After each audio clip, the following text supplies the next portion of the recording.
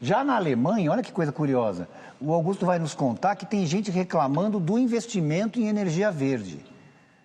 Quem que está reclamando e por que exatamente? Estranho, né? Mas é verdade.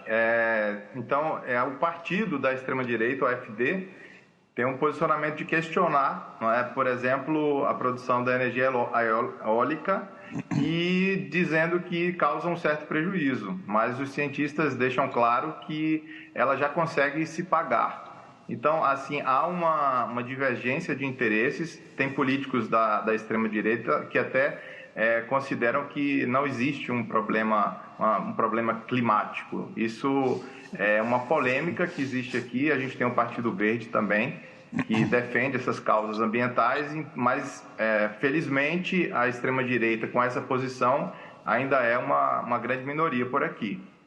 Felizmente, né? Ô Mestre, o Brasil, a exemplo da Índia, também está atrás de dinheiro, né? Para o investimento em energia verde. Essas viagens do Lula todas para o exterior, tem muito a ver com isso, assim?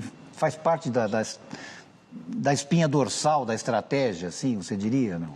Eu acho que, eu tenho a impressão... E tem tido resultado, principalmente? Eu tenho a impressão que o Lula busca incorporar clima dentro da agenda dele, nessa atual administração, de uma forma muito forte. Ele vê uma oportunidade para o Brasil aí.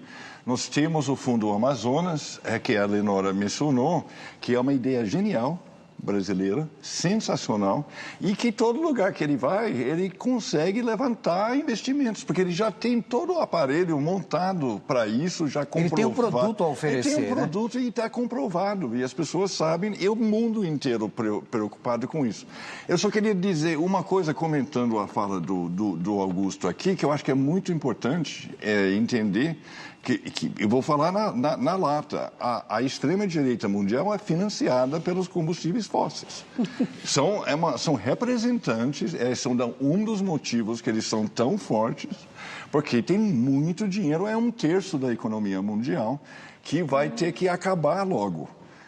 Pelo menos um bom pedaço dessa economia. E eles não vão morrer sossegados. Não querem largar o osso, né? Então, todo esse questionamento, toda essa ideia, assim, há um consenso muito robusto na ciência sobre o que tem que fazer, que é eletrificar tudo, parar de queimar coisas. Basicamente é isso. Tal. Também de desmatar. E pronto.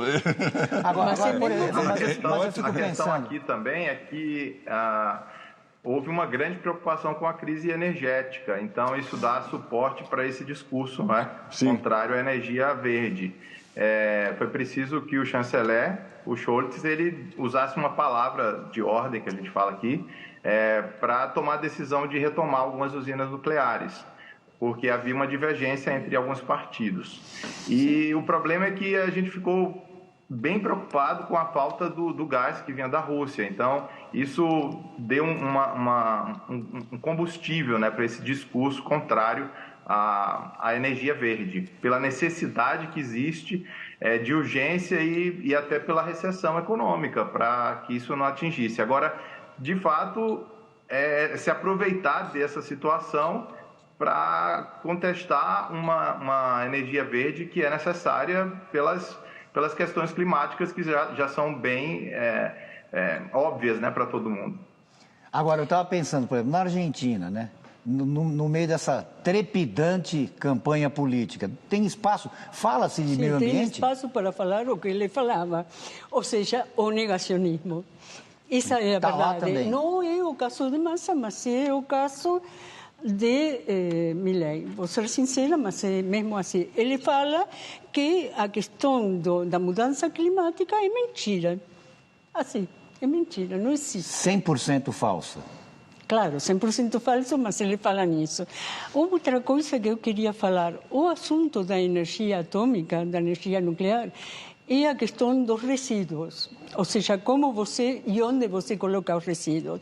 Até agora são colocados no fundo do mar ou são colocados, por exemplo, num buraco de uma montanha.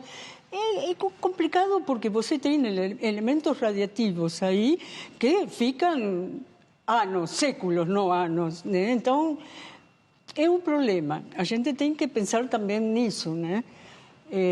Porque... Mas o resumo do Mestre é bom, né? Quer dizer, tem que parar de queimar coisas, né? Sim, eu entendo. E tem que eletrificar, mas a própria geração... Porque você pode, por exemplo, poluir o mar. A gente não sabe se você pode ou não poluir o mar. Eu concordo com que a energia atômica é uma fonte, mas não deve ser pensada como grande solução, porque não é mesmo assim. Ou seja, você tem aí outro tipo de energia que vem que pode usar outras classes de energia. Não quer dizer, para de queimar e vamos eletrificar. Mas a própria geração de energia elétrica, ela também tem... Como você... Mas não o nuclear. O nuclear não emite gás carbônico. O nuclear, do ponto de vista climático, é limpo. Sim, mas e o mar? Mas e o mar não. Mas os resíduos não, exatamente como ela falou. Assim como as hidrelétricas, né? Assim como as hidrelétricas são consideradas limpas. Sim. Só que provocam outro tipo de problema. Mas você pode... Sabe que nas hidrelétricas você pode controlar os danos. Por quê? Porque tem experiência já. No caso da energia nuclear, muitas vezes é muito complicado. caro para mitigar os danos. Fica muito caro e como sempre... Há um certo consenso na comunidade científica ou climática, digamos assim, hoje, de que a energia nuclear não resolve o problema. E é melhor não investir muito nela, mas que deve deixar funcionando o que já está funcionando. Exato. Essa é um certo consenso. A Alemanha, depois de Fukushima, Augusto me corrige se eu estiver errado, mas ele proibiu, né? Ele fechou a energia nuclear, o que levou a uma expansão do uso do carvão, que é o pior combustível que tem. Olha que interessante, estão sentindo o clima do programa? um painel da ONU conclui que as crianças têm o direito de processar nações por causa do clima. Quer dizer, é um relatório, um documento de 20 páginas, divulgado na semana passada. O Comitê dos Direitos da Criança afirmou que os países têm obrigação legal de proteger as crianças, ou seja, as futuras gerações, da degradação ambiental, inclusive através da regulação das empresas. Olha só, né? As de combustível, provavelmente, também, né? E que, na falta disso, os cidadãos menores, eles podem procurar recursos legais. Quer dizer, o Augusto, isso, quer dizer, claro, não tem força de lei, mas é um recado importante, né? Sim, certamente. Essas crianças, elas estão acobertadas pela lei dos direitos básicos e por isso que esse documento dá um suporte legal para que elas sejam protegidas de fato, não é? Com essa defesa para essa proteção ambiental mesmo.